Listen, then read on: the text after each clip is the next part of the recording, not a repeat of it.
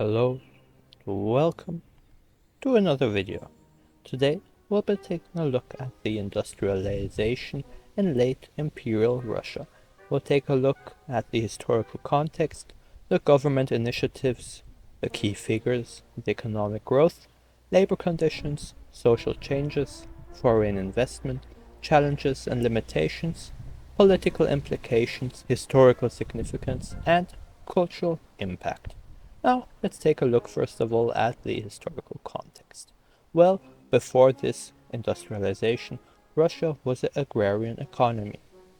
Russia was predominantly agrarian, with over 80% of the population engaged in agriculture.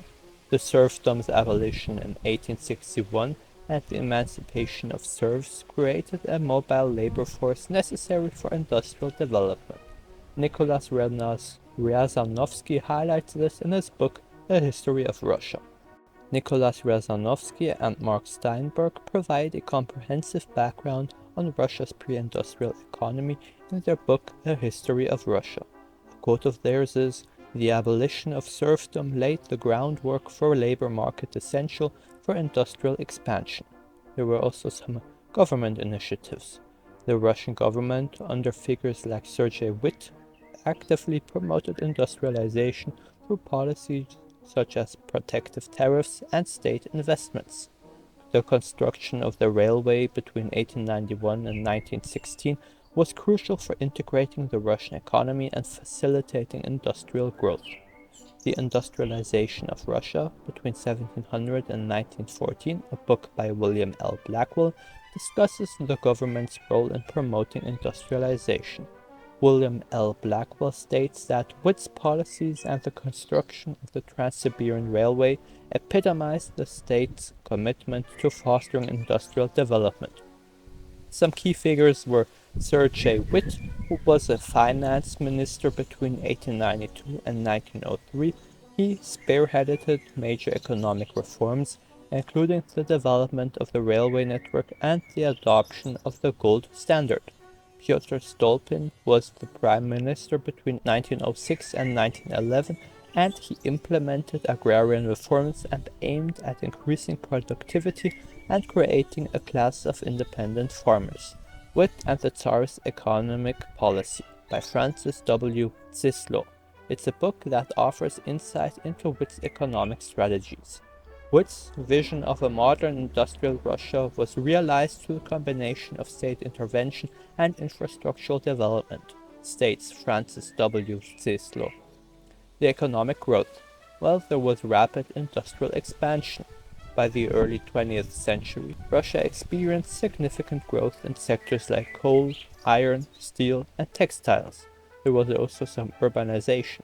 Industrial growth led to rapid expansions of cities such as St. Petersburg and Moscow, with a burgeoning working class. The book The Russian Empire and the Soviet Union, a guide to manuscripts and archival materials in the United States by Gregor Fries, discusses the economic transformation during this period. He states that the industrial boom brought profound changes to Russia's economic landscape, heralding an era of rapid urbanization and factory growth. Labor conditions. Well, there were poor working conditions. Workers faced long hours, low wages, and hazardous working conditions, leading to widespread discontent. And the growing dissatisfaction led to the formation of labor unions and frequent strikes, particularly in the textile and metal industries.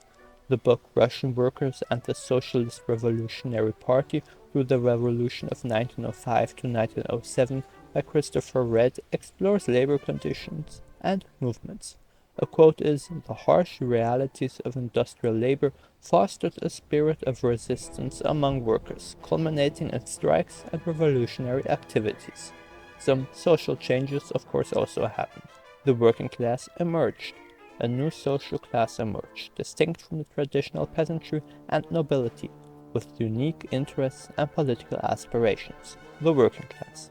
There was also a rise in literacy and education. Industrialization necessitated improved literacy and technical skills, leading to a gradual increase in educational opportunities. There's also a book on this called Russia in the Age of Modernization and Revolution, 1881 to 1917, by Boris N. Mironov. He highlights social transformations during industrialization. A quote, "The rise of a literate and skilled working class was one of the profound social transformations driven by industrialization," says Boris N. Mironov. There was also foreign investment, because attraction of foreign capital, of course. Russia attracted significant foreign investments, particularly from France, Britain, and Germany, fueling industrial growth.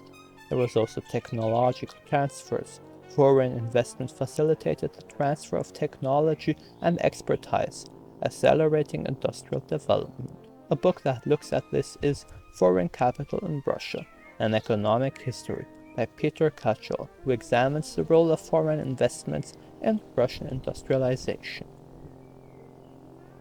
He states that foreign capital played a pivotal role in equipping Russia with the technological and financial resources needed for industrial growth. Challenges and limitations. Well, despite progress, inadequate infrastructure, particularly in rural areas, continued to hamper full industrial potential. Additionally, the industrialization accentuated regional disparities, with most development concentrated in European Russia, so in West Russia. There's also a book on this called The Economic Development in Tsarist Russia between 1855 and 1914, by Arkadiusz Kahan, who discusses the uneven nature of Russia's industrial growth. The regional imbalances and infrastructural deficiencies underscored the uneven nature of Russia's industrial transformation, says Arkadiusz Kahan. The political implications. Rise of revolutionary sentiment. The combination of poor working conditions and political repression fueled revolutionary ideologies among workers and intellectuals. The 1905 revolution. Well, the industrial discontent contributed to the 1905 revolution, marking the first major challenge to the Tsarist regime and leading to limited political reforms. There is also, of course, historical significance in these events, the foundation of Soviet industrialization. The industrial base established in the late Imperial period set the stage for the rapid industrialization policies of the Soviet Union, foremost, of course, later under Stalin. There was also a legacy of economic modernization. Industrialization represented a fundamental shift from an agrarian economy to a more modern industrial society, with lasting impacts on Russian economic and social structures. There's a book on this called Russian First Modern Economy, Economic Growth and Reform in Tsarist Russia, by Paul R. Grigori. He discusses the legacy of pre-revolutionary industrialization. He states that the industrialization efforts of late Imperial Russia laid the groundwork for the sweeping economic transformations of the Soviet era. Last of all, the cultural impact. On art and literature, of course, foremost. Industrial themes influenced Russian art and literature, reflecting the societal changes and challenges of the era. There was also public perception. Contrasting images of modernity and traditionalism in industrializing Russia were often depicted in contemporary cultural works. That's all for today. Thank you for listening.